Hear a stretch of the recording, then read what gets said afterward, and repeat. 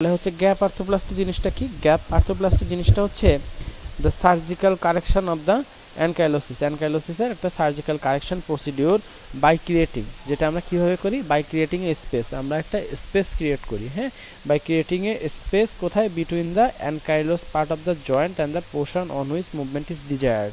তাহলে এখানে জিনিসটা কি বলছে?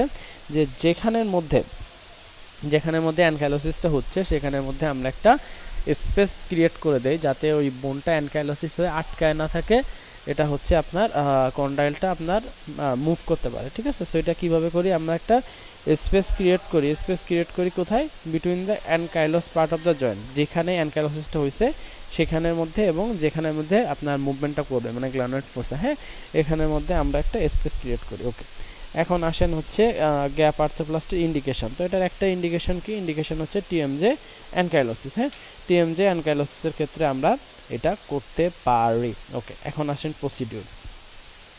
প্রসিডিউরটা অবশ্যই মজার হবে, চলেন দেখি। প্রসিডিউরের মধ্যে কি বলছে? বলছে হচ্ছে আমরা একটা প্রি অপারেটিভ প্রিপারেশন করব। আমরা কি করব? আমরা একটা ফার্স্টে প্রি অপারেটিভ প্রিপারেশন, তো মানে সার্জারির আগের যে প্রিপারেশন সেগুলোকে বলে প্রি অপারেটিভ প্রিপারেশন, হ্যাঁ। সো প্রি অপারেটিভ প্রিপারেশনের মধ্যে আমরা কি করব? প্রি অপারেটিভ প্রিপারেশনের মধ্যে আমরা যেগুলো করব সেগুলো হচ্ছে ফার্স্টে under general anaesthesia nasal intubation, হ্যাঁ, মানে হচ্ছে যেহেতু আমরা সার্জারিটা করব হচ্ছে আপনার টিএম যেতে, হ্যাঁ, সো এক্ষেত্রে আমরা হচ্ছে আপনার মাউথ ইন্টারভিউশন করব না, মানে মাউথ দিয়ে ট্রাকিয়ার পাইপটা ঢোকাবো না, আমরা নেজাল ইন্টারভিউশন করব, নাক দিয়ে পাইপ ঢোকানোর মাধ্যমে করব, ঠিক আছে? ডেন্টালের ওটিগুলো এইভাবেই হয়, হ্যাঁ, ডেন্টালের ওটিগুলো এইভাবেই হয়ে থাকে নেজাল ইন্টারভিউশনের মাধ্যমে, ঠিক আছে? সো নেজাল ইন্টারভিউশন করলাম, তারপরে কি করব? Position of the patient. তো পজিশন কোন পজিশনে পেশেন্ট থাকবে? পেশেন্ট থাকবে হচ্ছে আপনার ডরসাল সুপাইন পজিশনে, ঠিক আছে? পেশেন্ট থাকবে হচ্ছে আপনার ডরসাল সুপাইন পজিশনে পেশেন্টটা থাকবে এবং পেশেন্টের হেডটা হচ্ছে আপনার রোটেটেড থাকবে কোন দিকে? পেশেন্টের হেডটা থাকবে যে পাশে অ্যাফেক্টেড সাইডে, ঠিক আছে? পেশেন্টের হেডটা একটু রোটেটেড থাকবে, রোটেটেড থাকার ফলে কি হবে? অ্যাফেক্টেড সাইড হচ্ছে সুপিরিয়র হবে, আর অ্যাফেক্টেড সাইডটা আপনার সার্জনের জন্য হচ্ছে আপনার ইজিলি অ্যাক্সেসেবল, সুপিরিয়র উপরের দিকে থাকবে। ওকে, অ্যান্ড তারপরে আমরা কি করতে পারি? তারপরে হচ্ছে preparation of the surgical site. Okay, surgical site, তো সার্জিক্যাল সাইডের প্রিপারেশনটা আমরা কি করি? যেহেতু টিএমজের সাইডে, সো এখানে দাড়ি টাড়ি থাকতে পারে, সো দাড়ি থাকলে সেগুলোকে আমরা শেভ করে ফেলবো, হ্যাঁ। যে কোনো সার্জারির আগে আমরা হচ্ছে কোথাও যদি দাড়ি মোচ এগুলো থাকে, মানে চুল থেকে থাকে, সেগুলোকে আমরা শেভ করে ফেলি। অ্যান্ড হচ্ছে সার্জারি শুরুর আগে আমরা হচ্ছে আপনার প্রোভিডন আয়োডিন, দ্যাট মিনস ভায়োডিন দিয়ে জায়গাটাকে আমরা হচ্ছে আপনার ওয়াশ করে ফেলি।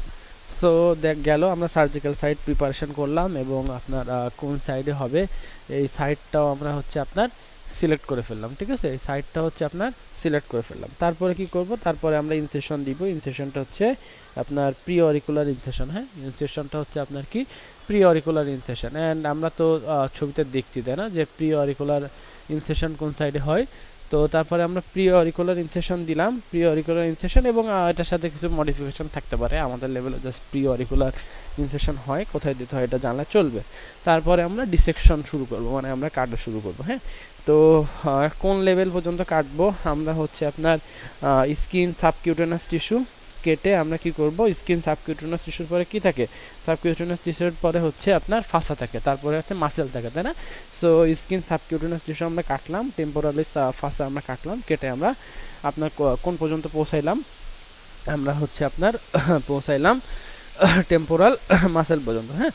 তারপরে আমরা কি করব? তারপরে আমরা হচ্ছে exposure of the root of the zygomatic arch, ঠিক আছে? জাইগোমেটিক আর্চের যে রুট, যেটা জাইগোমেটিক আর্চের রুটটা আমরা এক্সপোজ করলাম, মানে হচ্ছে জাইগোমা পর্যন্ত, জাইগোমেটিক বোনস পর্যন্ত আমরা গেলাম, তাই না?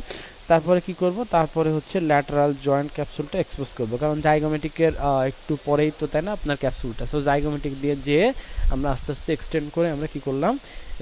আমরা ওপেন করলাম হচ্ছে ল্যাটারাল ক্যাপসুলটা, ঠিক আছে? তারপরে জয়েন্ট ক্যাপসুলের মধ্যে আমরা ঢুকে গেলাম, ঢুকে যাওয়ার পরে জয়েন্ট ক্যাপসুলটাকে আমরা হচ্ছে আপনার কি করলাম? জয়েন্ট ক্যাপসুলটাকে আমরা ওপেন করলাম, হ্যাঁ।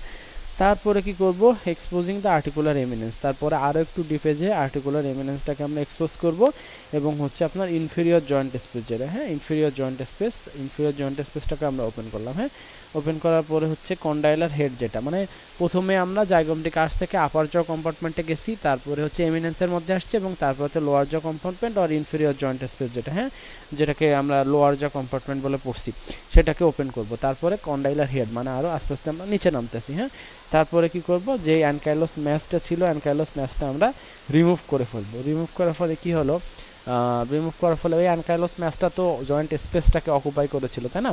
সো ওই অ্যানকাইলোস ম্যাচটা রিমুভ করার মাধ্যমে আমরা একটা গ্যাপ ক্রিয়েট করব 1 to 1.5 সেন্টিমিটার, 1 to 1.5 সেন্টিমিটার, এবং আলটিমেটলি এটা করার পরে কি করব, close the wound by layer by layer.